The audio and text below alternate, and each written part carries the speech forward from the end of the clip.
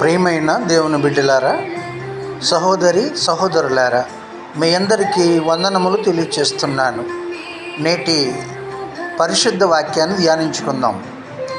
దుష్టుల చేతిలో నుండి నిన్ను విడిపించెదను, బలాత్కారుల చేతిలో నుండి నిన్ను విమోచించెదను. ఇర్మియా గ్రంథము 15వ అధ్యాయము 21వ వాక్యము.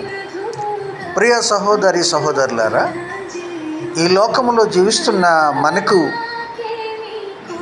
ఎన్నో ఇబ్బందులు ఎదురవుతూ ఉంటాయి, కష్టాలు వస్తూ ఉంటాయి. దుష్టులు మనలను కబళించాలని చూస్తూ ఉంటారు, బలాత్కారులు మనలను అపహరించాలని మోసగించాలని చూస్తూ ఉంటారు.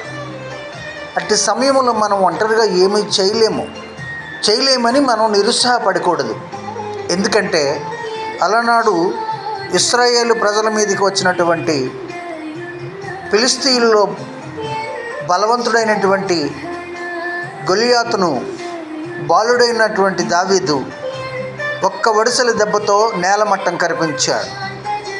అలాగే ఈనాడు దుష్టుడు మనపై ఎన్ని పన్నాగాలు పన్నినను, ఎన్ని రకాలుగా మనల్ని వేధించాలని చూచినను, పరిశుద్ధాత్మ దేవుడు మనకు తోడై ఉండి ఆ దుష్ట పన్నాగముల నుండి, బలాత్కారుల యొక్క బందికానాల్లో నుండి మనల్ని విమోచిస్తానని దేవుడు వాగ్దానం చేస్తున్నారు. ఈ వాగ్దానమును బట్టి మనందరం కూడా ఆశీర్వదించబడదాం, బలం పొందుకుందాం, భయమును పోగొట్టుకుందాం. దేవుని కృప కొరకు కనిపెట్టుకుని ఆయన కృప ద్వారా మనము రక్షించబడదాం.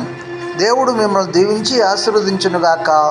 దేవుడు మీకు విడుదల దయచేయునుగాక, విమోచన అనుగ్రహించునుగాక. Amen, amen, amen.